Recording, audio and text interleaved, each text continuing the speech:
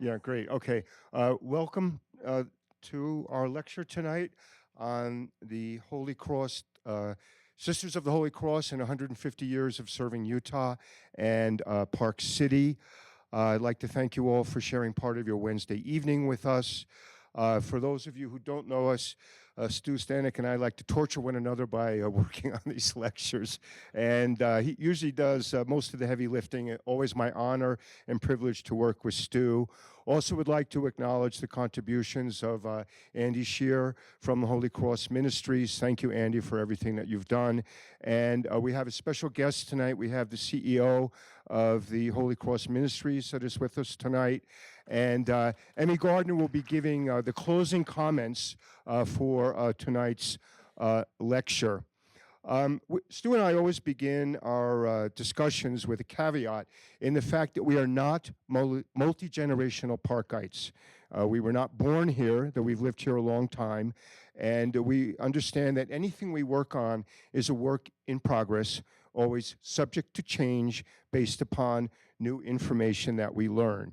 And as part of that caveat, we had a very good learning experience. Actually, some of the research for tonight was there were a lot of cross currents.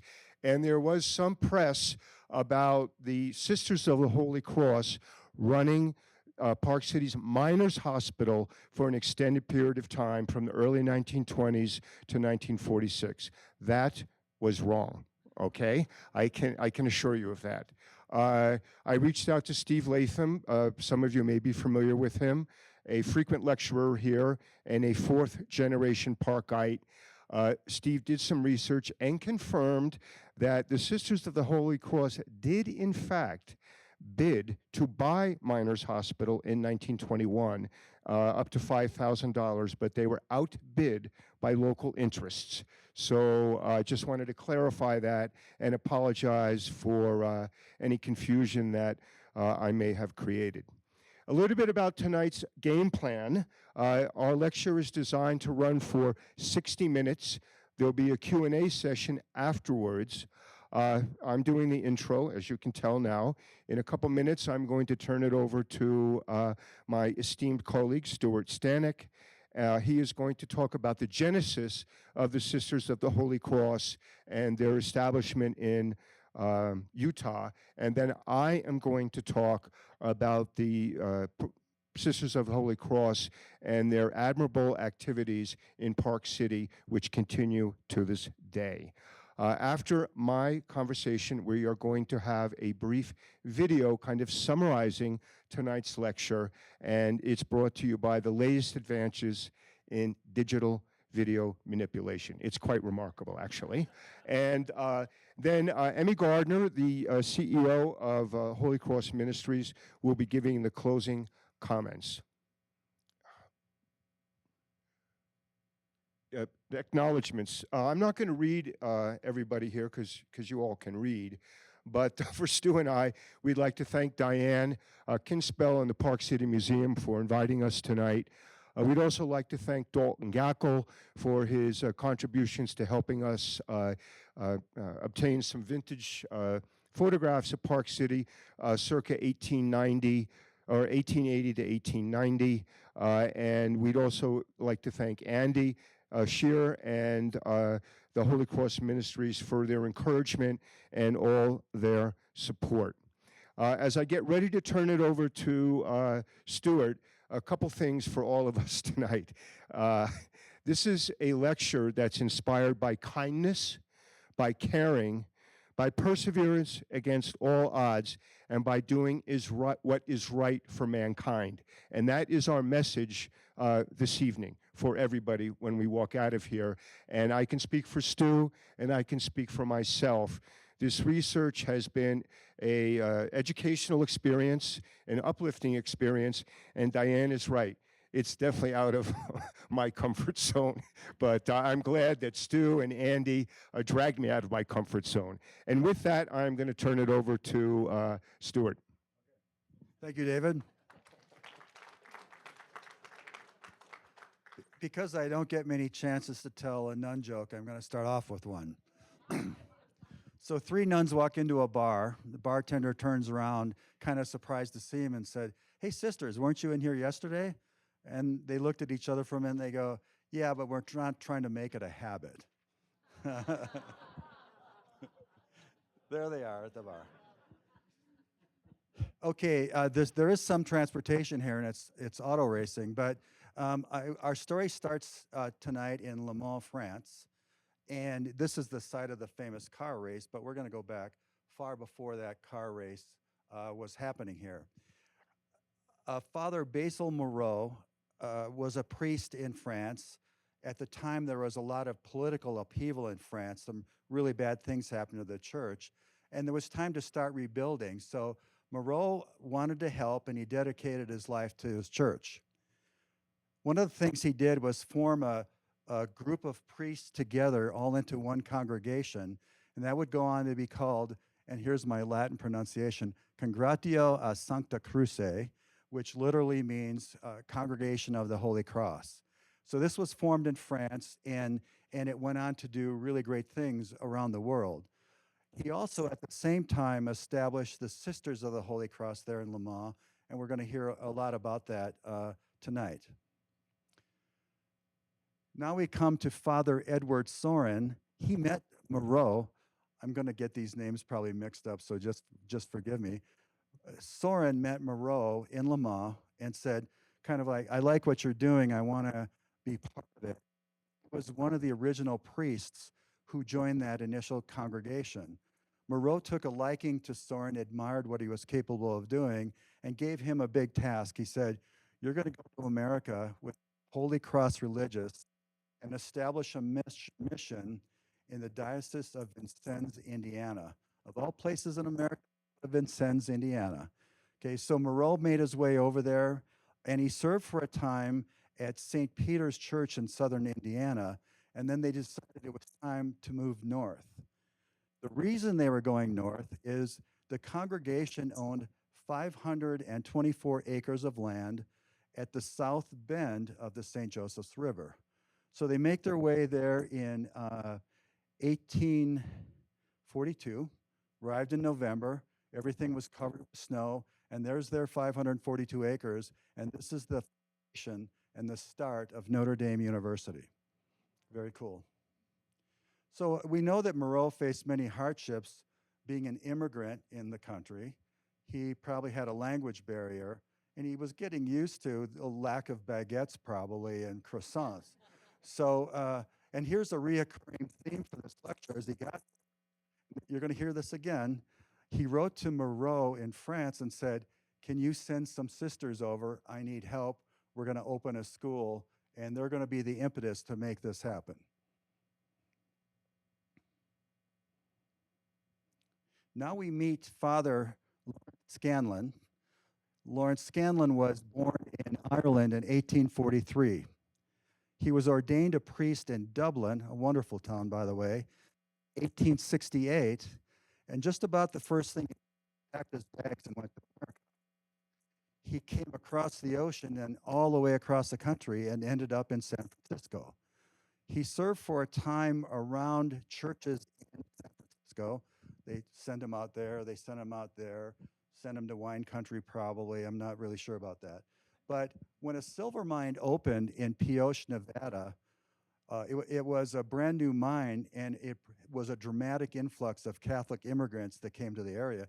Pioche is in a weird place. It's just west of the Utah border, northwest of St. George by about 80 or 90 miles, so it's in the middle of nowhere. The miners said, "Could you send a priest out here?" And guess who got sent? Father Scanlon. So he's hanging out now in Pioche, Nevada. And because of that, he maybe got a sense of what this territory would be like. And he knew that there were silver mines nearby, and he got accustomed to being with miners. So in 1873, Archbishop Alamy of San Francisco assigned Scanlon to come to be the first pastor of the Utah Territory. This is pretty funny when you look at this.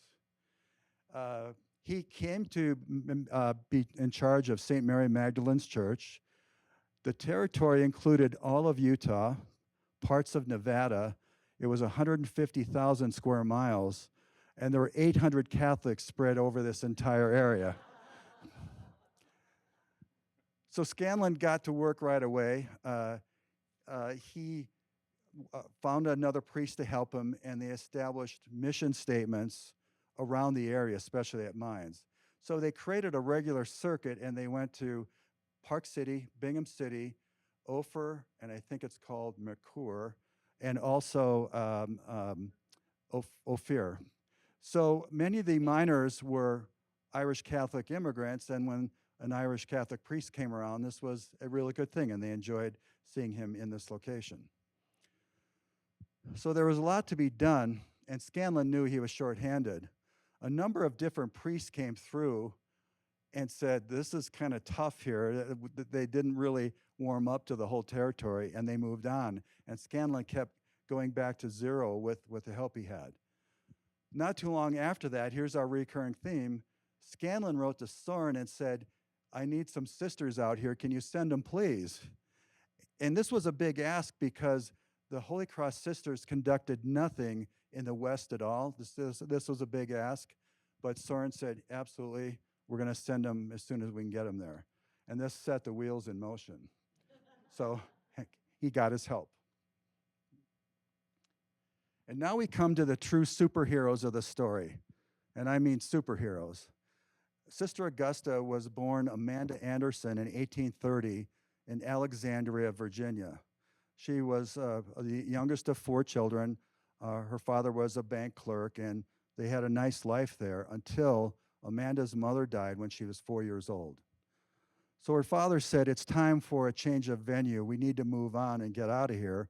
And he departed with a group for Kansas with her and her brother. As they're crossing Ohio, they're attacked by a roving band of gypsies, and her brother is kidnapped. And her father obviously was very distraught. He chased down the gypsies, paid a ransom, got the brother back. But this whole incident left a mark on them, for sure. So it was decided that Amanda would stay with an aunt who lived in Ohio and would spend the rest of her time there with her aunt. This ranch was near a Native American community, and there was a mill there where they milled corn, and Amanda got a job working there. And then she started looking around and said, there's other things that I can do for these people. So she started providing medicine and care, health care for these Native Americans living there. After a time in 1854, she joined the Sisters of the Holy Cross and moved to Indiana, specifically to Notre Dame. Now, this part is the gruesome part. We have to tell this part of the story because it's essential to understand who these people were and what they're made of. We all know about the Civil War. Early on in that Civil War, a governor named Oliver P. Morton of Indiana wrote to Soren and said, could you send some sisters to help care for our troops who were serving in Kentucky at the time? And they of course did. The whole team of went there. In 1861, Sister Augusta was called to the Cairo, Illinois Army Hospital to care for soldiers on both sides of the battle. She became quickly known as the soldier's friend and developed a relationship with Ulysses S. Grant, and he would consult with her about how should we be caring for these men. Blue, gray, or black, everybody on that battlefield and in that area was treated with equal compassion and care. That's why she was the soldier's friend. Military leaders learned early on that the sisters were very good at discipline, order, and cleanliness, which was sorely needed in these hospitals. The conditions were deplorable, and I mean deplorable. They were unsanitary. They caused outbreaks of typhoid, smallpox, and other diseases. When they walked into one of the hospitals, there's amputated arms on the ground, there's amputated legs on the ground, there's blood on the floor, there's blood on the walls, and they collectively said, we got to do something about this. They literally got on their hands and knees and scrubbed these things. The soldiers didn't even want to go in there because it looked like a slaughterhouse. Once they started doing this, they set a whole new regime of hygiene that came into these hospitals and completely changed the whole idea of care.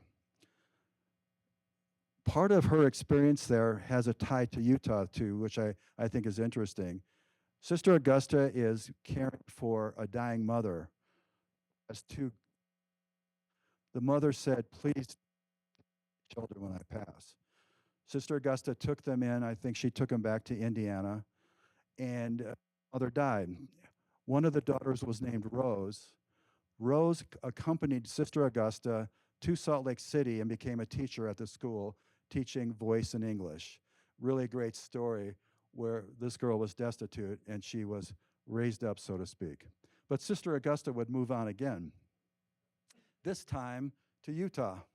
Her call to the territory came in 1875 after Scanlon had made that plea to Soren back in Notre Dame. And she traveled with his sister Raymond. And while we talk a lot about Sister Augusta, we didn't know much about Sister Raymond, but I know two things. She was an Irish immigrant, and she served in Utah for 17 years. So she had a great companion when she came out here. And thank goodness that the East to West Continental Railroad was established, because this journey could have taken a long time. They probably started in Chicago, made their way across. What's interesting about this is that Scanlon was worried about the reception that a bunch of women in habits would get, what kind of commotion they would create at the Salt Lake Railroad depot. So he sent Father Kiley out to Green River, Wyoming, and he would escort them into town, and everything was smooth and everything was okay, but Scanlon didn't know how they were going to be received.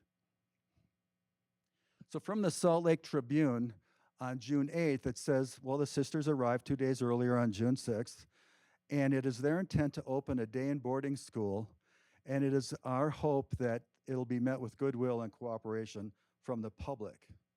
Now, what's noted here is that you can come and call on them and wish and say, welcome, but only do so between the hours of noon and 2, because it seems like the sisters were planning on being kind of busy. So come and see them, but only between noon and 2. When they arrived in town, they needed a place to stay, get off the train depot, and there weren't probably a lot of hotels available. There was no booking.com, obviously. Father Scanlon knew a guy named Thomas Marshall, who was a prominent Catholic attorney, and he was a rare non-Mormon on the Utah Territorial Council, which was the governing body in Utah at the time before statehood. Scanlon would be very influential for the sisters. He started a law firm, Marshall and Royal, and their expertise was mining, which was a really good thing to be good at back in the day with all the mining going on. So he took them in and gave them a place to stay. Given his expertise in mining, they learned, what do they mine for? Where do they mine it? How do they go about it? And how dangerous is it? And what are the specific locations of the mine? So this would be very handy. And Marshall had a little bit of local juice too. He brokered a meeting between the sisters and Brigham Young. Now, the reports say that he welcomed them warmly. He said, good luck opening your school, but I can't give you any money. But good luck. I hope you do what you think you're going to do.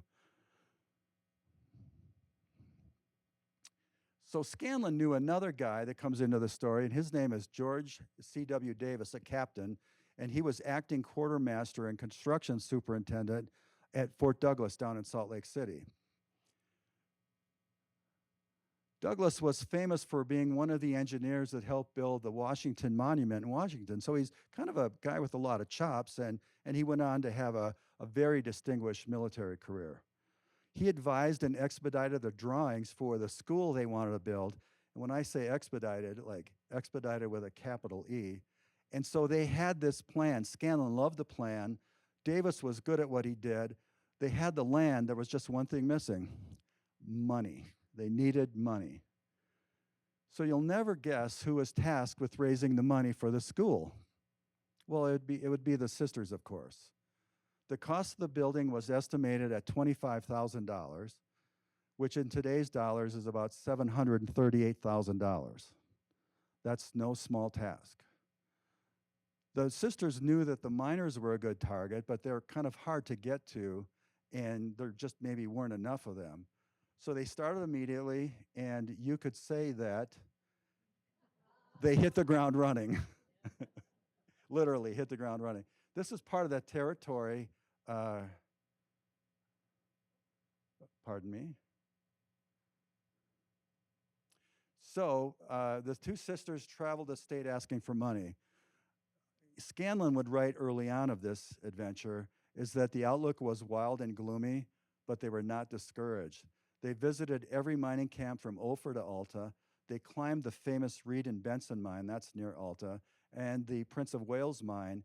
And if you were an experienced climber and you had climbing gear, it would be a little difficult.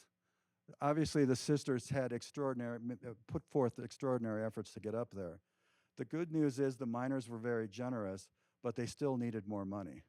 So this is the territory that they were covering.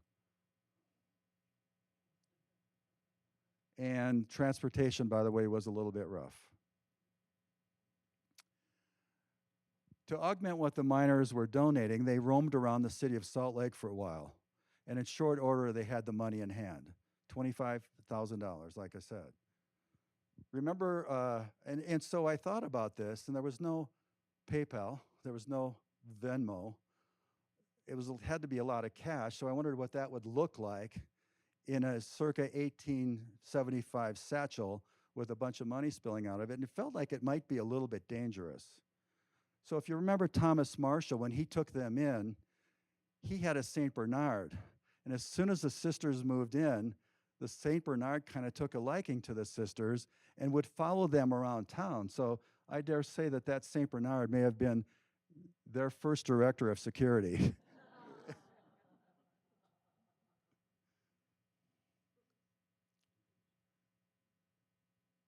This is what you would call, if you had a PR team, you would call this the grand opening announcement. The Sisters of the Holy Cross will open a school on September 6th. This was in the Tribune on September 1st. And in their announcement, they say this is designed to be a select school for girls only, and it will be a first-class institution in every way, including physically, mentally, and morally. And a side comment here, I found a gazillion articles that were written about the sisters. Whoever their press team was, they were really, really good, but they got a lot of attention, and no doubt this helped them a great deal. St. Mary's Academy became a reality.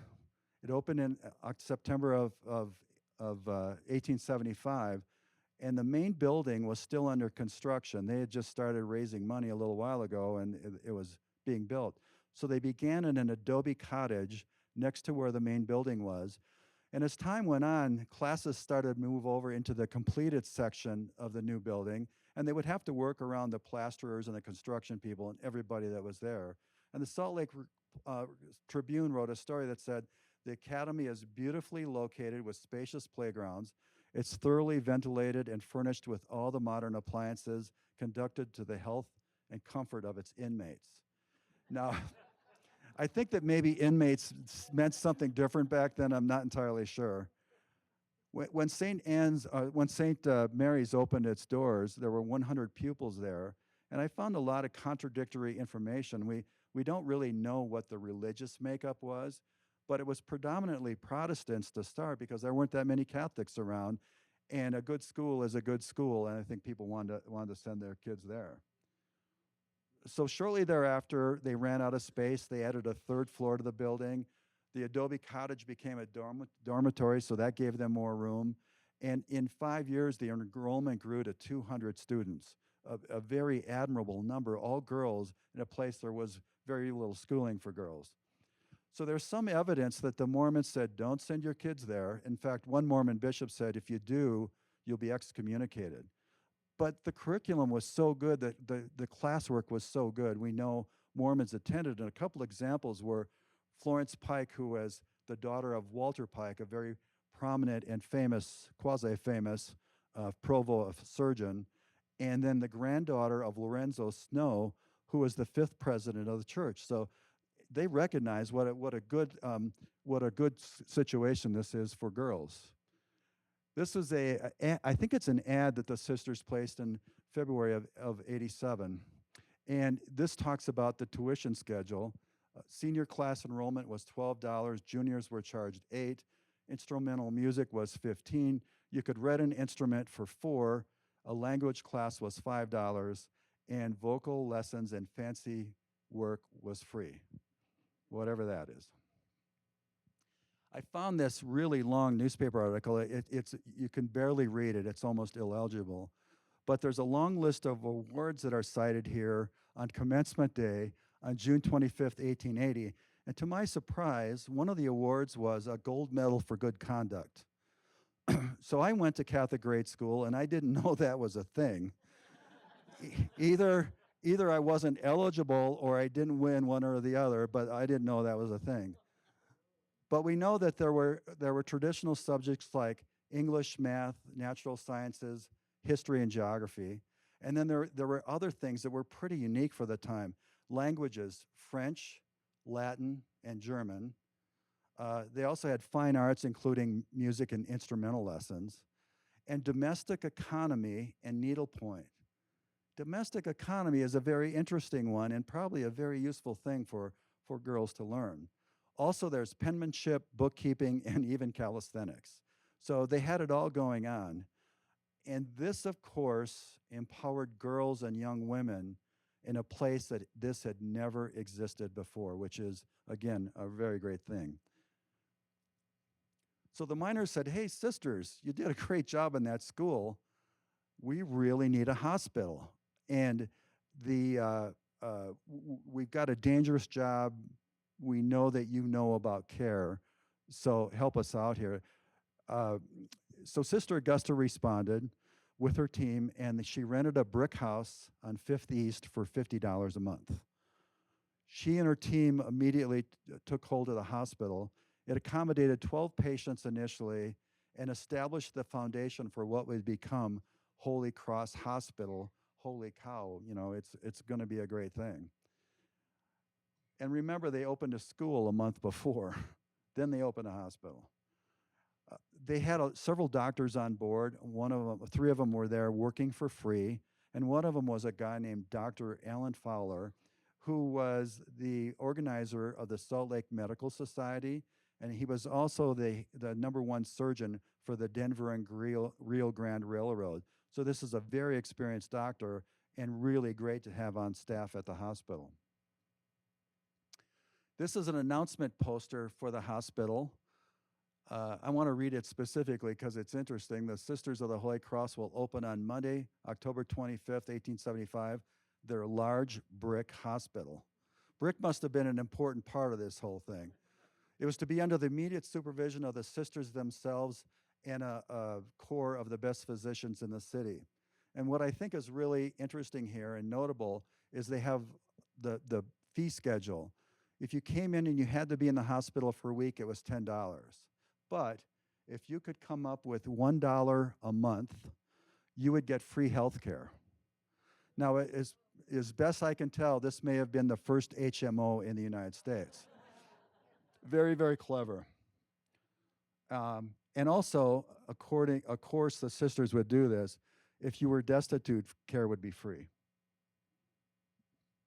On January 1st, 1882, the Salt Lake Tribune wrote an article about the previous year at the hospital. It said that a majority of the 300 patients there were indeed minors, and they were treated for things like lead poisoning, frozen feet, burns, and other miscellaneous mining injuries, and doctors and nurses there were angels of mercy in their care. 16 patients died in that previous year, and that death toll would come down as education and medical technology would improve. By 1880, the hospital outgrew that initial big, large brick building, and they had to build a new one. They bought an entire city block at 1000 East and South Temple in Salt Lake. They raised $50,000 more, and the brand new hospital was open for business June of 1883. Now, the next slide will come under the category of nothing is easy. Not that it has been so far, but nothing is easy. There was a curveball, and there was a disaster in Salt Lake City. It's April of 1876. The academy is just being completed. And city leaders chose to store 45 tons of explosives high in a bench in Salt Lake. They thought being high in a bench and away from the city would create a buffer zone in the unlikely event that something would happen.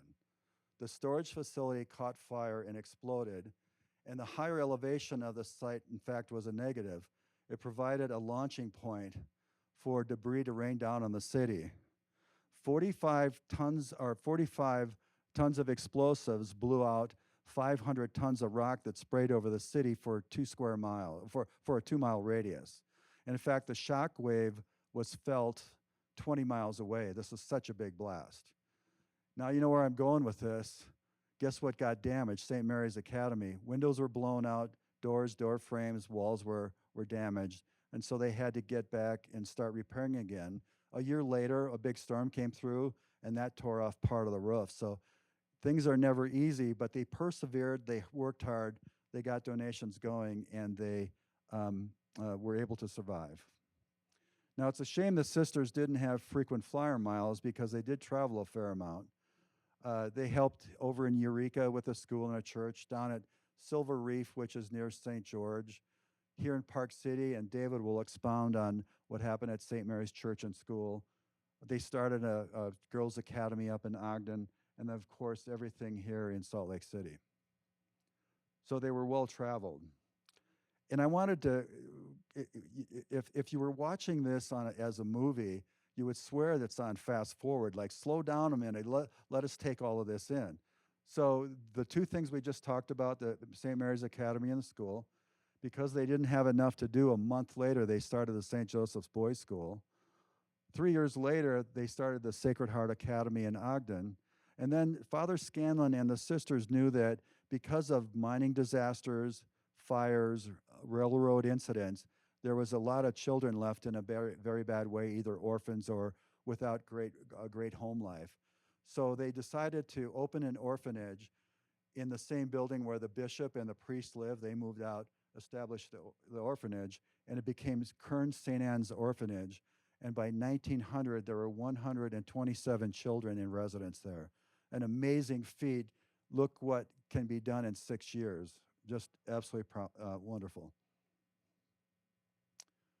And with that, hang on one second. Yeah.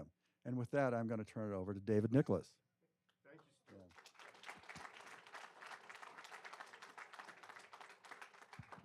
you, Stuart. Stu, that was brilliant. Tough shoes to follow here, you know. Tough act to follow. I hope I don't disappoint you. I don't have a clever little joke, nun-joke, to start my part of the lecture with, but I do have a trivia question for the group. Besides the Sisters of the Holy Cross, what other notable Utah institution is celebrating their 150th anniversary this year? I know you know. Anybody else want to take a whack at it? All right, Miss Ann. No. No. Brigham Young University, founded in 1875, originally called Brigham Young Academy. They too are celebrating their 150th anniversary this year, and two notable institutions continue to serve our wonderful state to this day. Welcome to Park City. The sisters came to Park City in 1880, 4 years before Park City was officially incorporated. What was Park City like during that period of time? Stu has shared with us the hardships the sisters had faced going back to their gruesome times during the Civil War as nurses. These are photographs circa Park City in the 1880s. Main Street, in the one on the left, it's looking south or up Main Street. You can see that it's a quagmire. There's a wooden boardwalk, so if you didn't want to get too schmoed up in that almost knee-deep mud, you could go on the sidewalk, boardwalk. The other photograph is looking north or down Main Street, and also conveys how primitive the local infrastructure was, if you would even call it that. So welcome to Park City. Wintertime presented its own challenges. Certainly, again, we don't know if the sisters had really encountered winter like they would here, but Main Street during this period of time would be almost impassable. Long before there was modern snow removal equipment, horses and sleighs some rudimentary snowshoes, and probably rudimentary cross-country skis were needed to get around. So kind of a tough place to operate and get out and about. That's okay. That's all right. Hey, I'm going to jump in here. When you had a problem, you called the system train wreck, fire, mine explosion. They had a brand that was like, we're going to care for you and we're going to be on the team. So this is the graphic that I want to leave you with. Sorry, David, I don't. Yeah, no. Wonder Women. They were and remain Wonder Women to this day. All right. Some other things about Park City in 1880. What building dominated the landscape, if you would call it that, in Park City? The Marsack Mill, which was located in where Sweet Alley is today, just east of Main Street. It was built in 1874 by a group of successful mining speculators from Michigan, and they were appropriately called the Michigan Bunch. This mill, again, dominated. For any of you who park in Sweet Alley in the open area and you see the stone walls there, those are not modern stone walls. They are actually the remnants of the foundation from the Marsack Mill, a testament to the quality of the stonemasons who built that facility 151 years ago. So those are the original walls. So the next time you park in Sweet Alley behind the museum, take a look at those walls. They are what's left of the foundation of the great Marsack Mill. This mill would close in 1904 and be dismantled. What else would the sisters have been greeted with? Well, every mining community has another booming industry, and that would be bars, saloons, whatever you wanted to call them. And these provided, there were enough saloons to serve every ethnicity that may have existed. So if you were from Ireland, you were from England, you pick a country, you could go to your favorite bar that catered to your group. You could reminisce about the home country. You could receive liquid salvation. And you could also exchange ideas on how to treat illnesses and injuries, keeping in mind there was no hospital in Park City during this period of time. There were limited educational opportunities for children, maybe none or next to none. And as I mentioned, the infrastructure was very primitive. And but the sisters did have one thing going for them. In the 1880 census, more than half the population of Park City classified themselves as practicing Catholics, and they were either from Ireland or from England. So there was a ready audience, a receptive audience, when they came up to Park City in 1880. Besides the bars, the sisters had every intention of providing other options for spiritual salvation, for medical care, and for creating educational opportunities. They wasted no time in getting out and about regardless of the weather. They didn't wait for people to come knock on their doors. They went knocking on other people's doors to raise money, something they were very good at. They wanted to build a school. They wanted to build a church.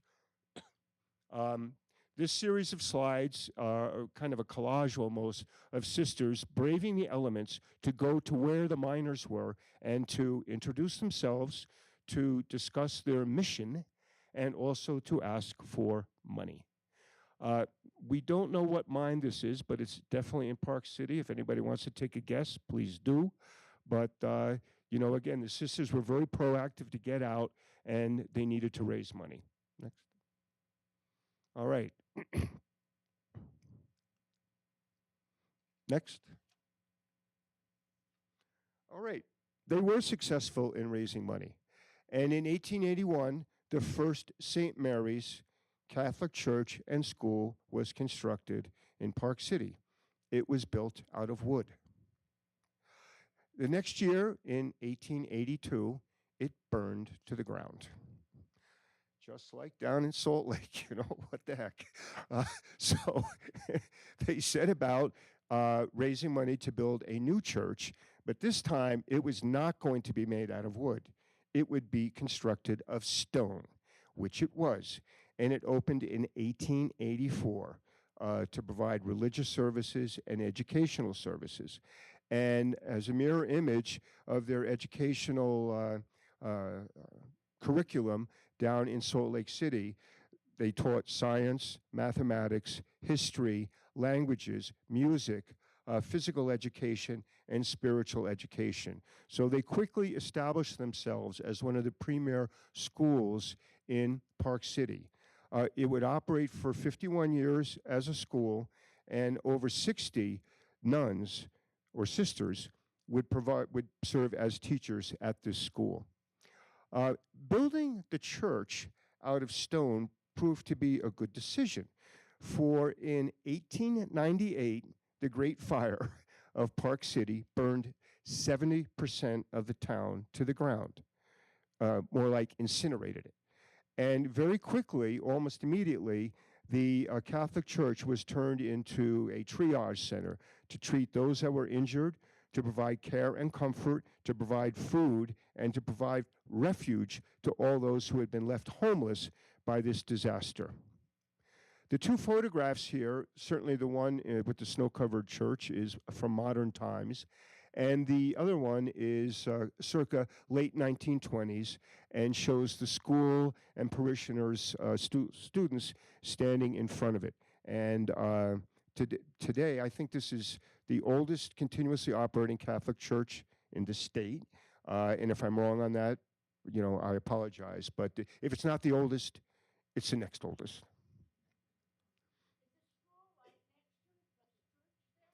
Yes. All right, next. Besides building a school, the sisters also had built themselves a convent house, which existed directly behind St. Mary's, where the parking lot is today. And here we have a collage of photographs of sisters standing by the convent house. And in the one with snow, there is a yellow arrow pointing towards one of the sisters, who has obviously constructed a quite large snowball. We don't know the intended target of that snowball, but clearly they have adopted to enjoy the benefits of winter season in Park City. Next. All right, there's a great photograph kind of giving you an idea of exactly where the convent house was and where the complex for the church and the school were located. Here you have, it's certainly at the south end of Main Street, just before Park City, Park Avenue, and the Mine Road all come together right down there. And we just wanted to be able to convey the location of the convent house. Next. All right.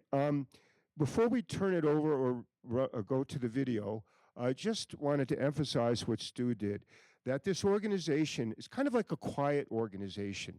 We've had a lot of people say, oh, we didn't know about the Sisters of the Holy Cross and everything that they've done. They don't bring attention to themselves. They just get the job done.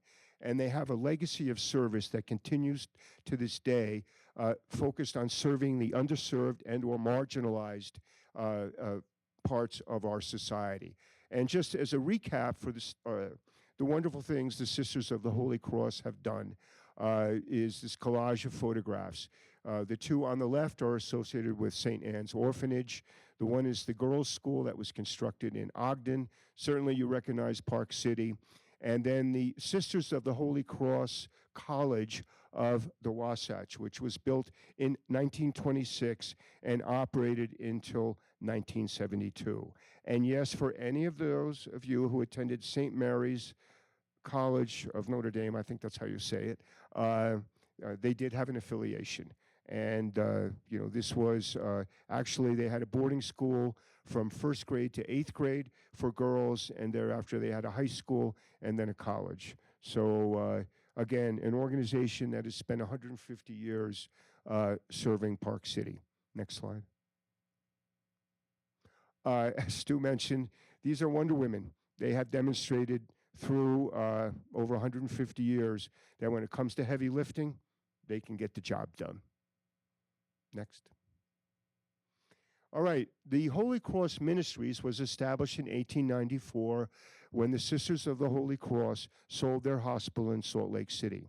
Uh, I don't know if it's safe to say that the revenue from the sale, but over $7 million was established as an endowment for the Holy Cross Ministries, for the organization to continue to serve not only Salt Lake City, but the surrounding communities like Park City. So the Holy Cross Ministries is the organization that exists to this day, carrying on this wonderful tradition of generosity, caring, and doing the right thing for those who need it. All right, now we're going to have this video, which is great, and I'd like to thank Andy for his work on that, and Stuart, fire away.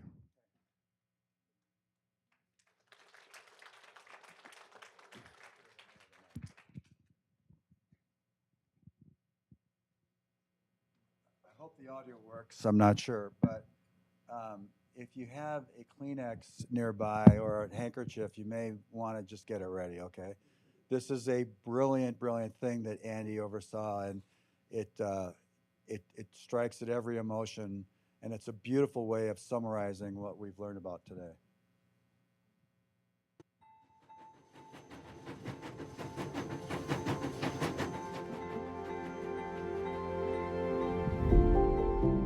Utah, 1875. A vast desert territory, fewer than 1,000 Catholics, and 2 Sisters of the Holy Cross, arriving by train and wagon. No hospital, no school, no safety net, just faith and a fierce call to serve. They came at the request of a missionary priest named Lawrence Scanlon and never looked back. They opened the territory's first Catholic school. They built hospitals with nothing but charity, feistiness, and faith. They taught, they healed, they prayed. That legacy of healing still breathes today in a doula comforting a nervous young mother. And it echoes in a classroom where learning begins long before kindergarten. 1,400 Sisters of the Holy Cross have served in Utah across 150 years. They built St. Mary's of the Wasatch, Sacred Heart Academy, hospitals, clinics, and more. They taught music, math, and mercy. They helped deliver babies and diplomas. They offered hope to orphans and hugs to HIV patients. Their work was radical for its time: education for girls, health care for the poor, compassion for victims of AIDS, respect for the dignity of immigrants. Though many of the sisters have now retired or gone to God, Holy Cross Ministries carries their mission forward, offering prenatal education, health outreach, legal immigration services, early childhood learning, mental health counseling, and so much more. With the same devotion, the same courage, the same belief that every person deserves dignity. The Sisters of the Holy Cross didn't just build schools and hospitals. They built Utah's social justice conscience. The best way to honor their 150-year legacy is to ensure it continues. Support Holy Cross Ministries, because their work isn't done. It's just begun.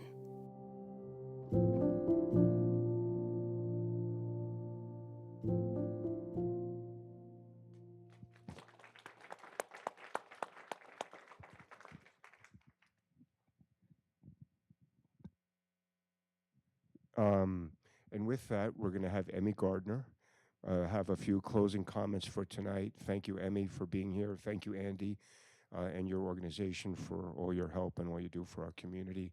And thank you. Sure thing. It's always hard to follow that video. I have to tell you guys, I just got back from South Bend, because there are about 30 sisters who served in Utah who weren't. Oh, sorry. Is that better? Sorry. Okay. So I didn't realize that. So I just got back from South Bend a night before last. And we did a little Fiesta 150 in South Bend for the retired sisters who couldn't come out for the event. We only had 8 sisters come to our gala. And it was really interesting to just hear them talk about how special their ministry time in Utah was. And back in the heyday, I mean, at any point in time, there were like 50 plus sisters here doing a variety of ministries. You hear that constant theme, right? It's empowering girls and women, it's education, it's healthcare. I mean, that has been their scope for their lifetime, you know, since the congregation moved here from France, right? I have to share just a little bit to add to your history piece. And I say I have this on good authority from several of the archivist sisters, right? But it's kind of living legend. So the other piece that's really funny about the sisters is, yeah, why would you send Catholic nuns to Mormon, this is the place, Utah, right? In 1875. But story goes that on Friday nights, this is before, I guess, whoever in the church had the revelation that Mormons shouldn't drink anymore, right? Because High West has created the Valley Tan, which is the Mormon whiskey, right? So rumor has it that on Friday nights, Mother Augusta and Brigham Young would get together, and they would chat over a Valley Tan whiskey about, okay, what's the next thing we need to do to support the community here? Wait, the story gets better. The story gets even better. At some point, Brigham was so impressed with obviously all of what the sisters were doing, he sent his daughters to the schools because he wanted them to learn French. The icing on the cake was, at one point, Brigham was so impressed with the sisters that he asked Mother Augusta if she wanted to be one of his celestial wives. And Mother Augusta respectfully declined. So just a little bit more of the history piece. The other thing that I would share with you guys, and I know that this might become a follow-up to this if you want, but again, to your point of bring Kleenex, there is a Sundance Film Festival 2017, 2016, 2017. Anyway, you can find it on Amazon Prime. It is called Quiet Heroes. And yes, 63-minute documentary, Bring Kleenex. It is about the sisters running the hospital at running an infectious disease unit at the hospital on South Temple to help support the AIDS patients in Utah. They did this because the University Health and Intermountain Health would not touch those patients, right? And I say that because I think it fast forwards to us in terms of, you'll hear about it in the video, how subspecialty practices pulled out because they didn't want to be with the gays. And it was, they might be contagious and that might happen. And I think, and that was late 80s, early 90s. But the sisters did it because it was the right thing to do. And they didn't care what that would mean. But I think that is part of what led to, they couldn't compete with Intermountain and the university in the mid-90s and chose to sell the hospitals, right? But the other piece that I absolutely love, and it's always that piece, like you said, heavy lifting, yeah, they're always like, let's find what needs doing and let's do it, right? And so when they sold the hospital, they didn't want to leave Utah. Their hearts were in it. They say they are who they are because of Utah. I say Utah is who it is because of them, But, and I always get choked up every time I say that. But what's interesting is they did a listening tour, right? They didn't kind of come and say, okay, we want to do this, we want to do that. They did a listening tour, and ironically, as we sit in the politics of today, right, the mid-90s, their listening tour resonated on the immigrant population. Surprise. And they had a lot of sisters who were doing healthcare that didn't have a job now because they don't have the hospital.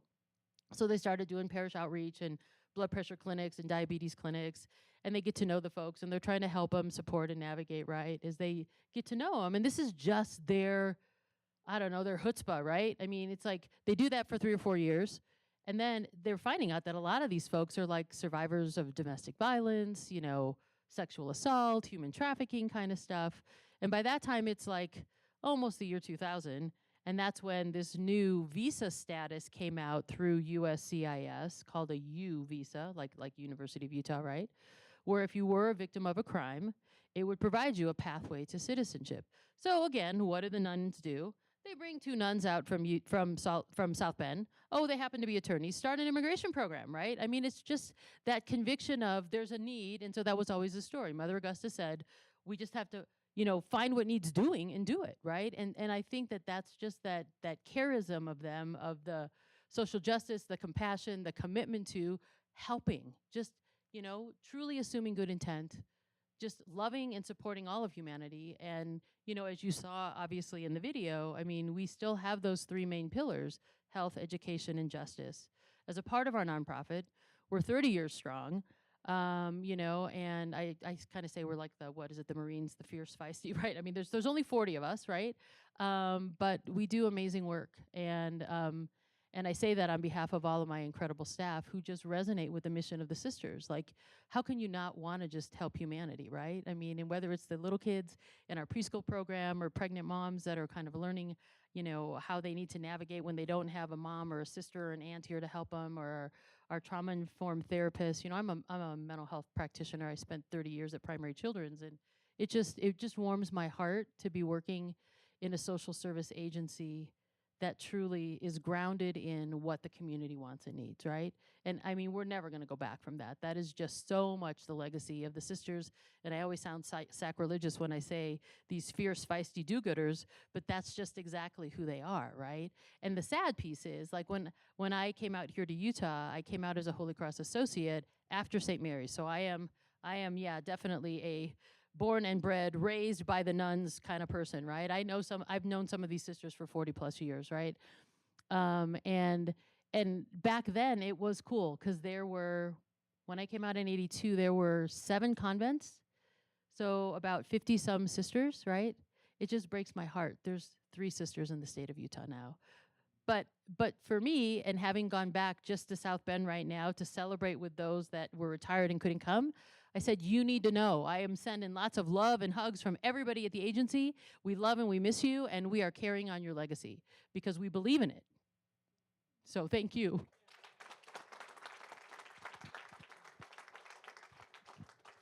Yeah, Emmy, thank you very much for that.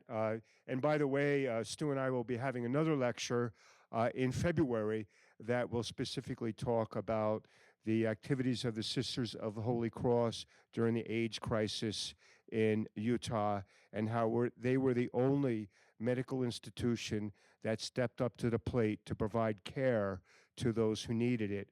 And when they made that decision, it was with the full understanding that the repercussions could have create a chain or a series of events that could damage financially their hospital. And understanding that, they said, you know what, we're going to do it because it's the right thing to do. So we'll be talking about that. I can't remember the exact date, Diane. I want to say it's February 12th, but there'll be some press on that. But we will have a follow-on lecture that deals with the Sisters of the Holy Cross, and they're stepping up to the plate when nobody else would. So with that, I'd like to thank Emmy and Andy again for carrying on the mission, for serving the underserved, and for all your help to Stu and myself for this lecture tonight. And with that, anybody have any questions? Cheryl. Hold on. We give you this. I need to do that. For example of stepping up to the plate, many of you were around but maybe don't remember that the Park City Fire Department ran the ambulance service ever since the beginning, but in the late 1970s felt that they couldn't do it. And so they asked the Sisters of the Holy Cross and Holy Cross Hospital if they would please take over the Park City ambulance service, and they did. And so between, I don't know if it was 79 or 80, but for sure when I joined it in 1982 and 83, it was running strongly by the Sisters of the Holy Cross and Holy Cross Hospital. And we ran the ambulance service, first in Park City, and then we picked up North Summit, Colville as well, all the way through the time that the sisters sold the hospital in 1994, and then the new hospital inherited the ambulance service and didn't even know they had it, at which point Kelly Gee said, oh, this is a great time to have the fire department take it back over, because now you're raising money and this is a lucrative process. So in 1996, the fire department took over the ambulance service again. But thank you to the sisters and Holy Cross Hospital for stepping up. And it was a losing proposition in the late 1970s and the 1980s. And it was only until the mid 1990s when it was lucrative that the fire department took it back. Great, thank you, Cheryl. Any other questions? Hold on, we'll bring the mic around.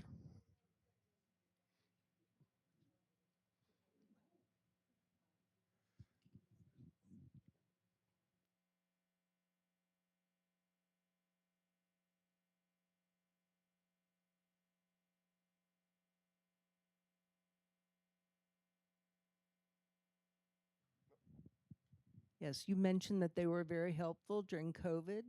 Do you have any more information about that time period? That'll be discussed when we talk about their activities during the AIDS crisis.